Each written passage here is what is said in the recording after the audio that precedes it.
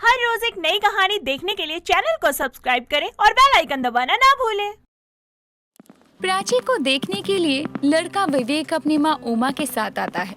प्राची की माँ सुजाता प्राची को बुलाती है। अरे प्राची बेटा, यहाँ आओ, बैठो। बहन जी, अब आपसे क्या छुपाना, मेरी बेटी सच में बहुत समझदार है। घर का सारा काम अच्छे से करना जानती है। घर को मेरी बेटी ने ही संभाला हुआ है। मुझे भी ऐसी ही बहू चाहिए जो हमारे घर को अच्छे से संभाल सके। और बहन जी, आप तो जानती हो ना कि आजकल के बच्चे कैसे होते हैं। वो जरा भी अपने माँ बाप की नहीं सुनते, बस हमेशा अपनी ही चलाते हैं। ये तो आप बिल्कुल सही कह रही हो। मैं तो खुद यही सोचती हूँ कि पता नहीं आजकल के बच्चे इतना क्यों बिगड़ रहे हैं। लेकिन बस खुशी इस बात की है कि मेरी बेटी ऐसी बिल्कुल भी नहीं है। हाँ, वो तो आपकी बेटी के शांत स्वभाव को ही देखकर पता चल रहा है कि आपकी बेटी वाकई में कम बोलती होगी।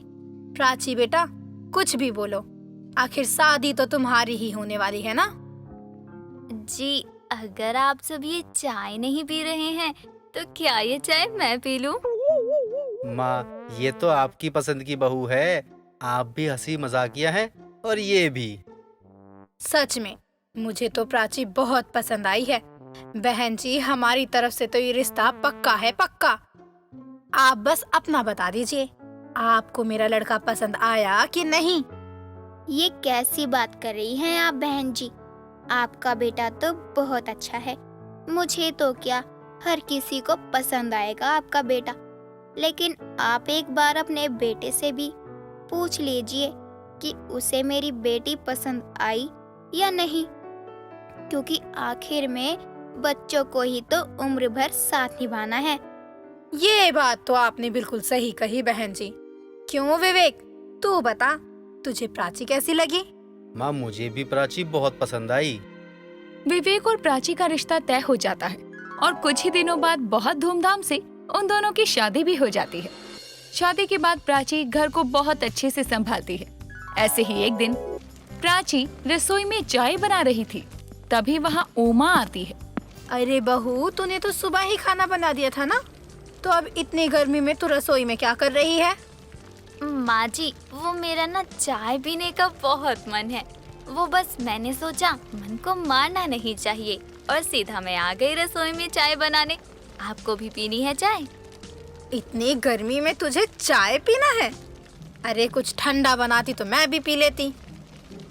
माँ जी, गरम गर्मी में गरम गरम चाय का मजा ही कुछ और है।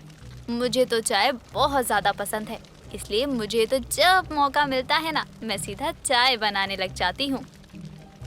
लेकिन बहू, दिन में 1 या 2 बार चाय पीनी चाहिए, लेकिन तू है कि बार बार चाय पिए जा रही है। तुझे पता है ना, चाय भूख को मारता है, फिर चाय क्यों पी रही है तू? माँ जी, आप मुझे इतना बेवकूफ भी मत समझो। मैं खाना पीना करने के बाद ही चाय वापस पी रही हूँ, और मुझे तो चाय इतनी ज्यादा पसंद है कि चाय की पतीले में डूब ही जाऊँ मैं। पता नहीं मुझे ये कैसी चाय की हफ्सी बहू मिल गई है। बहू, तुझ में कोई कमी नहीं है, बस अपनी ये चाय पीने वाली आदत में थोड़ा बदलाव ले आ, बाकी सब तो ठीक है तुझ में। माँ जी, ये बदलाव तो मेरी माँ नहीं ला पाई मुझ में, तो आप कैसे लेकर आएंगी? तुझसे तो बोलना ही बेकार है। हट, इससे अच्छा तो मैं ही सो जाऊं। उमा इतना कहकर अपने कमरे में सोने चली जाती है। कुछ दिनों बाद प्राची अपनी पड़ोसन सुनीता के घर आती है। नमस्ते आंटी जी, कैसी हो आप? अरे उमा की बहू, तू यहाँ? मैं तो बिल्कुल ठीक हूँ, लेकिन आज तू हमारे घर कैसे आ गई?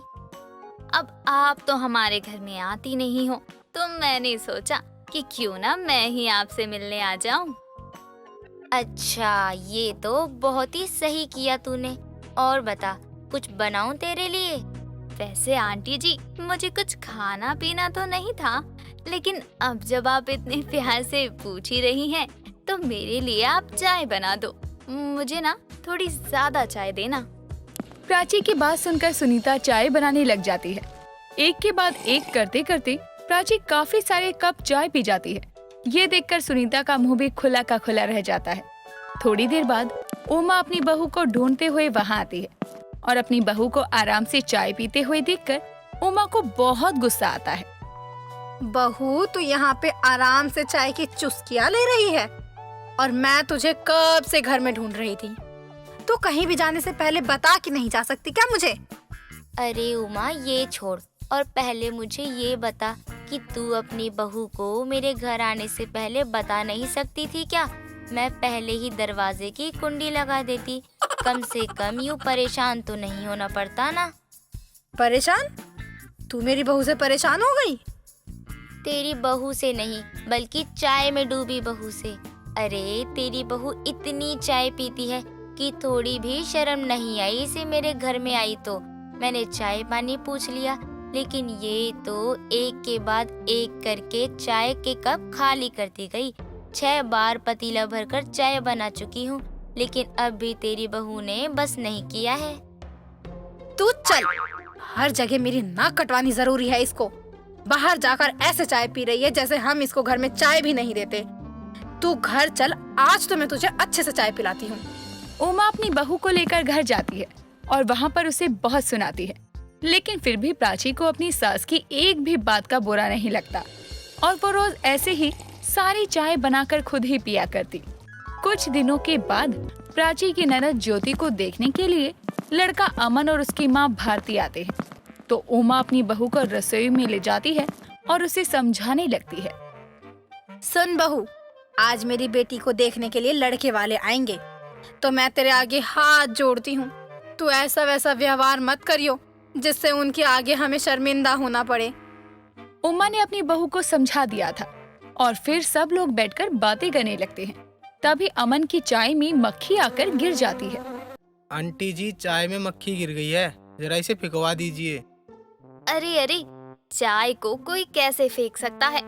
मक्खी ही तो गिरी है, मक्खी को फेंको ना, चाय को नहीं। बहन जी, ये आपकी बहू क्या बोल रही है? बहू चुप हो जा और लेकर जा इस चाय को।